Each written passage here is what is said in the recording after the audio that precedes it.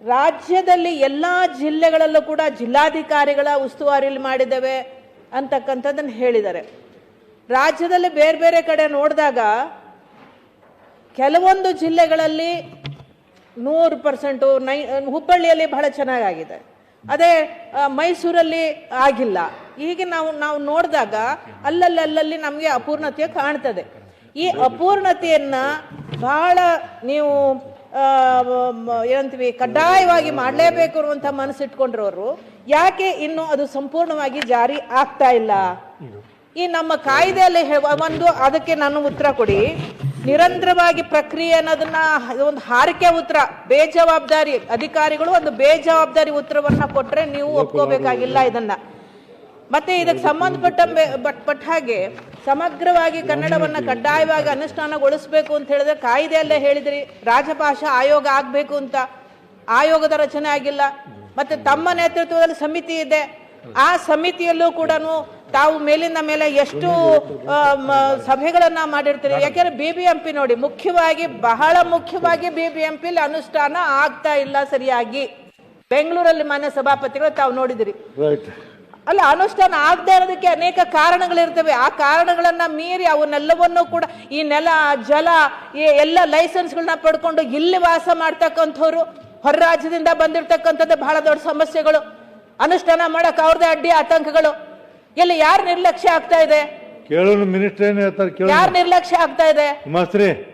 ಮತ್ತೆ ಇವರು ಸಮಿತಿಗಳು ಮಾಡಿದಾರ ಕೇಳಿ ಮಾನ್ಯ ಸಭಾಪತಿಗಳೇ. ಅನುಷ್ಠಾನ ಸಮಿತಿ ರಾಜ್ಯ ಮಂತ್ರಿಗಳಿಂದ ಇರಬೇಕು, ಪ್ರತಿ 3 ತಿಂಗಳಿಗೆ ಮೀಟಿಂಗ್ಗಳಾಗಬೇಕು. ಎಷ್ಟಾಗಿದ್ದಾವೆ ದಯವಿಟ್ಟು ಹೇಳಿ ಮಂತ್ರಿಗಳು. ಮಾನ್ಯ ಸಭಾಪತಿಗಳೇ, ಉಮಾಶ್ರೀ ಮೇಡಮ್ ಅವರು ಎತ್ತಂತ ಪ್ರಶ್ನೆ 100ಕ್ಕೆ 100ರಷ್ಟು ಇನ್ನೂ ಆಗಬೇಕಾಗಿದೆ. ಕೆಲವೊಂದಿಷ್ಟು ಜಿಲ್ಲೆಯೊಳಗ 100% ಆಗಿದೆ, ಕೆಲವೊಂದಿಷ್ಟು ಜಿಲ್ಲೆಯೊಳಗ 90-95% ಆಗಿದೆ. ಆದರೆ ಅದರ ಜೊತೆಗೆ ಮಾನ್ಯ ಸಭಾಪತಿಗಳೇ, ನಾವು ಅದಕ್ಕೆ ದಂಡವನ್ನು ಮಾಡಿದ್ದೀವಿ, ಕಾನೂನನ್ನು ತಂದಿದ್ದೀವಿ. ಕಾನೂನಿನ ಜೊತೆಗೆ ಜಿಲ್ಲಾ ಮಟ್ಟದ ಸಮಿತಿಯನ್ನು ಮಾಡಿದ್ದೀವಿ. ಜಿಲ್ಲಾ ಮಟ್ಟದ ಸಮಿತಿಯೊಳಗೆ ಜಿಲ್ಲಾಧಿಕಾರಿಗಳು ಅಧ್ಯಕ್ಷತೆ ಇರ್ತಾರೆ. ಅದ್ರ ಜೊತೆಗೆ ನಾವು ಇನ್ನೂ ಒಂದು ವೀಕ್ಷಣಾ ದಳ ಅಂತ ಟಾಸ್ಕ್ ಫೋರ್ಸ್ ವಿಂಗ್ ಅಂತ ಮಾಡಿದ್ದೀವಿ. ಅದು ಕನಿಷ್ಠ 31 ಜಿಲ್ಲೆಗಳಿಗೆ ಮತ್ತು 8 ಬೆಂಗಳೂರು ನಗರದಲ್ಲಿ 8 ವಲಯ ಕಚೇರಿಗಳನ್ನು ಮಾಡಿದ್ದೀವಿ. ಆದರೆ ಅದರ ಜೊತೆಗೆ ಗ್ರಾಮ ಪಂಚಾಯತಿ ಮಟ್ಟದಲ್ಲಿ ಸಮಿತಿಯನ್ನು ರಚನೆಯನ್ನು ಆಗಿದೆ. ಅಲ್ಲಿ ಗ್ರಾಮ ಪಂಚಾಯತಿ ಅಧ್ಯಕ್ಷರು, PDO ಅಧ್ಯಕ್ಷತೆಯೊಳಗೆ SDMC ಅಧ್ಯಕ್ಷರು, ಮುಖ್ಯ ಗುರುಗಳು ಮತ್ತು ಸಹಾಯಕ ಉಪನಿರೀಕ್ಷಕರು ಅಂದರೆ RIಗಳು ಇವರೆಲ್ಲರೂ ಸೇರಿ ಒಂದು ಸಮಿತಿಯನ್ನು ಮಾಡಿದೆ. ಆದರೆ ಆ ಸಮಿತಿ ಜಾರಿ ಆಗಲಿಕ್ಕೆ ಈಗಾಗಲೇ ಕಾನೂನು ಮತ್ತು ಸಂಸದೀಯ ವ್ಯವಹಾರಗಳ ಇಲಾಖೆಯಲ್ಲಿ ಬಾಕಿ ಉಳಿದಿದೆ. ಅದನ್ನೆಲ್ಲವನ್ನು ಮಾಡಿ ಕಳಿಸಿದ್ದೀವಿ. ಈ ಸಮಿತಿ ಅನುಷ್ಠಾನ ಆದಷ್ಟು ಬೇಗನೆ, ನಾನು ಸಚಿವರ ಜೊತೆಗೆ ಮಾತಾಡಿದ್ದೀನಿ, ಆದಷ್ಟು ಬೇಗನೆ ಆ ಸಮಿತಿಯನ್ನು ಅನುಷ್ಠಾನವನ್ನು ಮಾಡ್ತೀವಿ ಮಾನ್ಯ ಸಭಾಪತಿಗಳೇ. ಮತ್ತು ಅದರ ಜೊತೆಗೆ ನಮ್ಮ ಉಮಾಶ್ರೀ ಮೇಡಮ್ ಅವರು ಇನ್ನೊಂದು ವಿಚಾರವನ್ನು ಪ್ರಸ್ತಾಪ ಮಾಡಿದ್ರು. ನಾವು ಈಗಾಗಲೇ ಆ ಕಾನೂನೊಳಗೆ ಯಾರು 60-40 ರೇಷಿಯೋದೊಳಗೆ ಇದನ್ನು ಹಾಕಿಲ್ಲ, ಏನು ಹೆಸರನ್ನು ಬರೆದಿಲ್ಲ, ಅವರಿಗೆ ಒಂದ್ಸತಿ ವಾರ್ನಿಂಗ್ ಮಾಡ್ತೀವಿ. ಅವರು ಅದನ್ನೇ ಮುಂದುವರಿಸಿದ್ರೆ ಮೊದಲನೇ ಅಪರಾಧಕ್ಕೆ 5,000 ರೂಪಾಯಿ ದಂಡ ಹಾಕ್ತೀವಿ. ಮತ್ತೆ ಹೇಳಿದ ಮೇಲೂ ಮತ್ತೆ ಮಾಡಲಿಲ್ಲ ಅಂದರೆ 10,000 ರೂಪಾಯಿ ದಂಡ ಹಾಕ್ತೀವಿ. ಅದಾದಮೇಲೆ 3ನೇ ಸತಿನೂ ಆಗಲಿಲ್ಲ ಅಂದರೆ 20,000 ರೂಪಾಯಿವರೆಗೂ ದಂಡವನ್ನು ಹಾಕ್ತೀವಿ. ಅದರ ಜೊತೆಗೆ ಅದನ್ನೇ ಮುಂದುವರಿಸಿದ್ರೆ ಅವ್ರ ಲೈಸೆನ್ಸ್ ರದ್ದು ಮಾಡುವಂಥ ಕೆಲಸವನ್ನು ಮಾಡ್ತೀವಿ. ಇವೆಲ್ಲವನ್ನ ಕಾರ್ಯರೂಪಕ್ಕೆ ತರಕ್ಕೆ ನನಗಿನ್ನೂ ಒಂದು ತುಸು ದಿವಸ ಟೈಮ್. ಅಂದರೆ ಕಾನೂನು ಮತ್ತು ಸಂಸದೀಯ ಇದೇನು ಕಾನೂನು ಮಾಡಿದ್ದೀವಿ, ಕಾನೂನು ಜೊತೆಗೆ ಎಲ್ಲವನ್ನ ರೂಲ್ಸು ರೆಗ್ಯುಲೇಷನ್ಸ್ ಎಲ್ಲವನ್ನ ಮಾಡ್ಕೇಸಿ ಕಳಿಸಿದ್ದೀವಿ. ಕಾನೂನು ಸಂಸದೀಯ ವ್ಯವಹಾರದ ಇಲಾಖೆ ಒಳಗೆ ಸ್ವಲ್ಪ ಬಾಕಿ ಇದೆ, ಅದಾದಮೇಲೆ ಪೂರ್ಣ ಪ್ರಮಾಣದ ಮಾಡ್ತೀವಿ. ಮತ್ತು ಅದು ರಾಜ್ಯ ಮಟ್ಟದೊಳಗೂ ಒಂದು ಸಮಿತಿಯನ್ನು ಮಾಡಿದ್ದೀವಿ.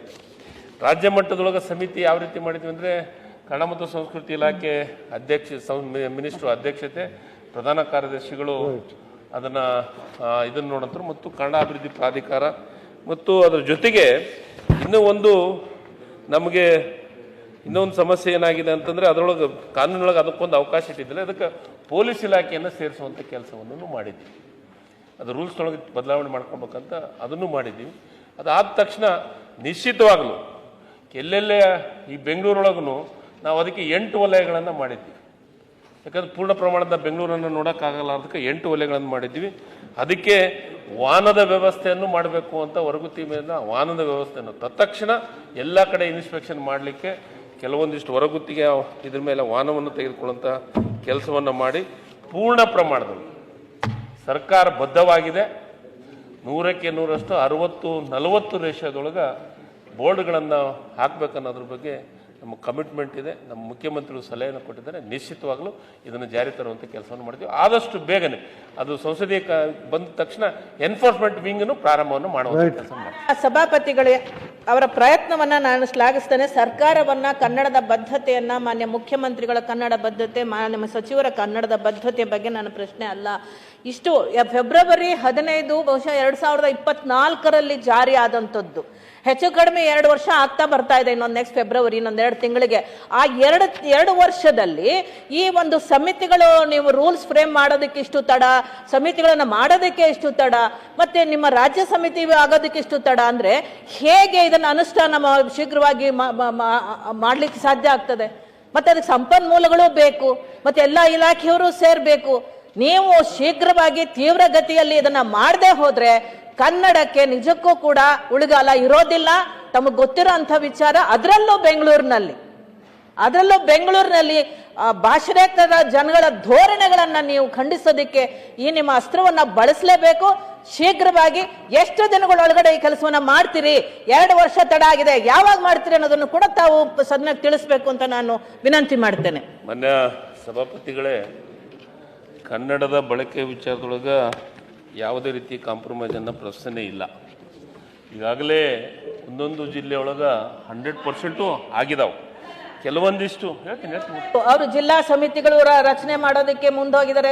ತಾಲೂಕ್ ಸಮಿತಿ ಎಲ್ಲ ಸರಿ ಇದೆ. ಎಷ್ಟು ಕಾಲಾವಧಿ ಒಳಗಡೆ ನೀವು ಮುಕ್ತಾಯ ಮಾಡಿ ಅನುಷ್ಠಾನ ಮಾಡ್ತೀರಿ? ಸಿಂಪಲ್ ಆಗಿ ಹೇಳ್ಬಿಡಿ. ಬಹಳ ಕಾಲ ಏನಿಲ್ಲ, 15 ದಿವಸ ಆಗ್ಬೋದು, ತಿಂಗಳೊಳಗಾಗಿ ಕಂಪ್ಲೀಟ್ ಮಾಡಿ ಎನ್ಫೋರ್ಸ್ಮೆಂಟ್ ವಿಂಗ್ ಅನ್ನು ಮಾಡ್ತೀವಿ. ಇದಕ್ಕೆ ಸಂಪನ್ಮೂಲನು ಒದಗಿಸಿದ್ದೀವಿ. ಇಲಾಖೆಯೊಳಗೆ ಎಲ್ಲದೂ ಇದೆ. ಆದಷ್ಟು ಬೇಗನೆ ಸಂಸದೀಯ ಇಲಾಖೆಯೊಳಗೆ ಮಾತ್ರ ಬಾಕಿ ಉಳಿದೆ, ಅದು ತರುವಂಥ ಕೆಲಸ ಮಾಡಿ. ಓಕೆ.